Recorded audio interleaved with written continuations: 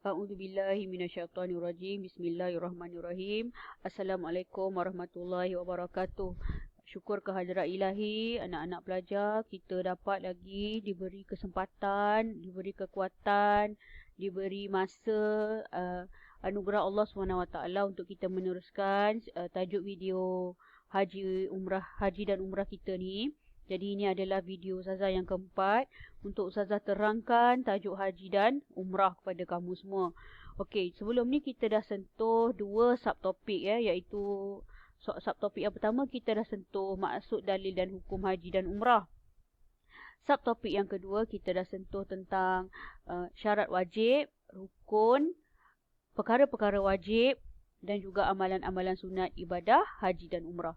Jadi Ustazah menyeru lagi sekali di sini, tolonglah bezakan betul-betul apa beza di antara syarat wajib, rukun, perkara wajib dan amalan-amalan sunat semasa haji dan umrah. Kena bezakan betul-betul. Jadi hari ini kita pergi kepada subtopik yang ketiga. Kita ada 6 subtopik semua sekali. Jadi kita akan cover subtopik ini. Untuk video kali ini kita akan cover subtopik 3 dan 4 iaitu perbezaan di antara haji dengan umrah dan juga jenis-jenis haji. Okey. Perbandingan dengan haji dengan umrah macam biasa, kamu kena faham bila sebut perbandingan dia ada persamaan dan dia ada perbezaan. Jadi kamu kena cari apakah unsur persamaan yang terdapat di kedua-dua jenis ibadah ini. Okey, ibadah haji dan umrah terdapat persamaan pada rukun dan perkara wajib. Iaitu pada rukun, haji dan umrah kedua-duanya ada larangan ihram dan kedua-duanya ada miqat makani. Masih ingat lagi Ustazah terang miqat makani? Sempadan tempat yang perlunya kita pasang niat ihram. Kalau kamu masih ingat, cuba sebutkan di manakah jemaah dari Malaysia perlu memasang niat ihram? Di Qornul Manazil. Kalau siapa yang tak ingat, tolonglah refer semula buku teks. Di Qornul Manazil kita kena pasang niat ihram. Okey, perkara wajib yang ada persamaan di antara haji dengan umrah ialah tawaf ifadah, sa'i dan bersyukur. Okey, tawaf ifadah. Tawaf ifadah ialah jenis tawaf sebenarnya. Sebenarnya kita ada 3 jenis tawaf.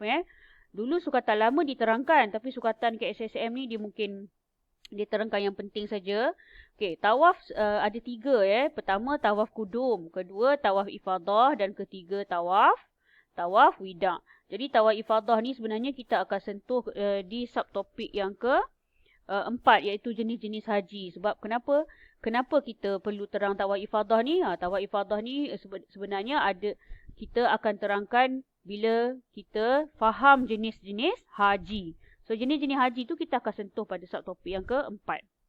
Okey, seterusnya perkara wajib haji yang ada persamaan dengan umrah ialah sa'i dan bercukur. Okey, perbezaan pula.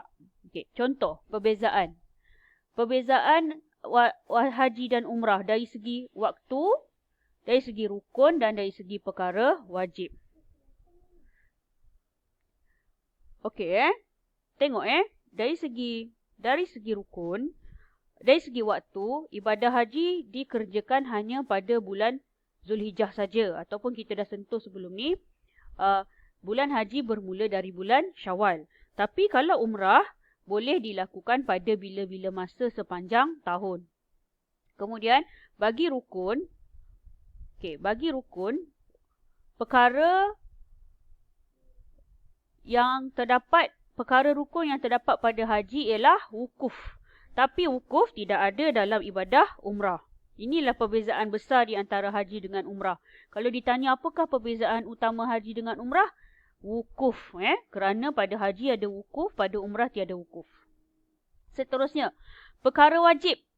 Okey, apa beza di antara perkara wajib haji dengan perkara wajib umrah? Umrah boleh dikatakan tidak ada melontar dan bermalam. Umrah tidak ada melontar dan tidak ada bermalam.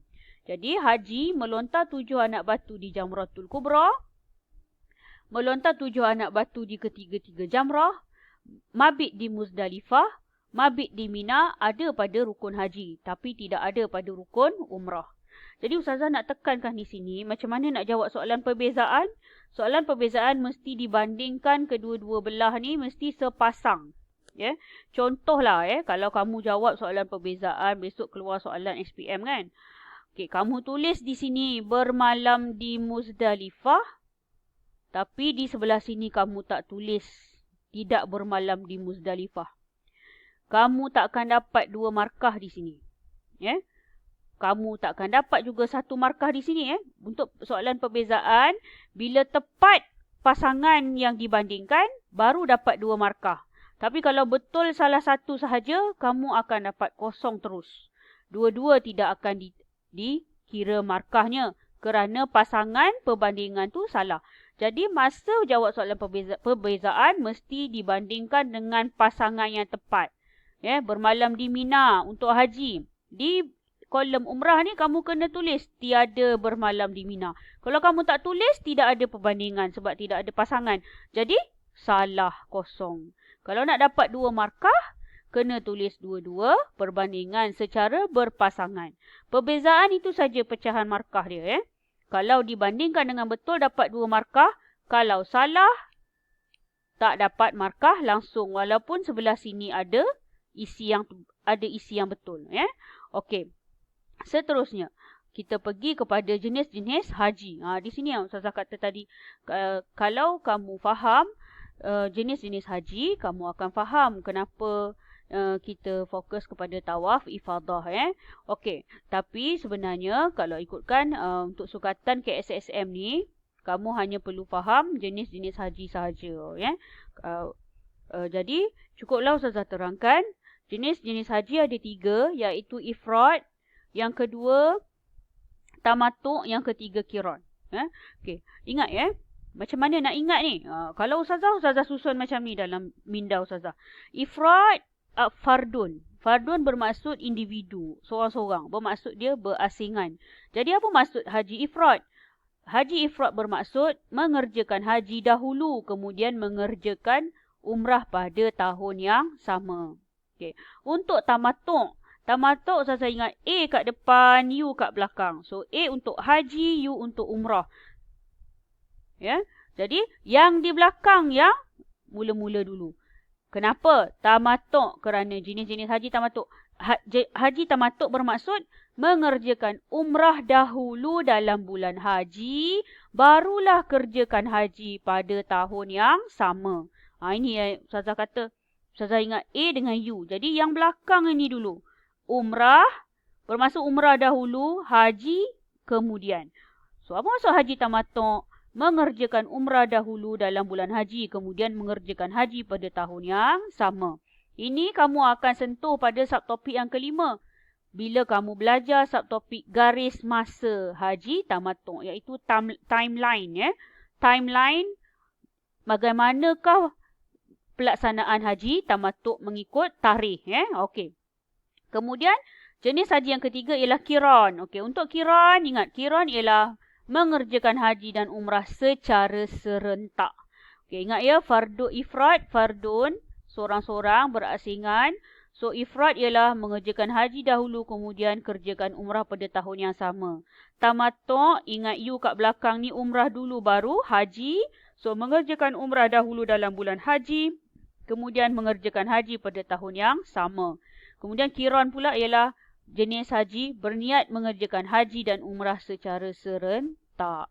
Okey, Ustazah rasa Ustazah teruskan sampai garis masa haji tamattu' ni untuk video yang seterusnya. Untuk itu, Ustazah sudahi dengan wabillahi taufiq wal hidayah. Wassalamualaikum warahmatullahi wabarakatuh.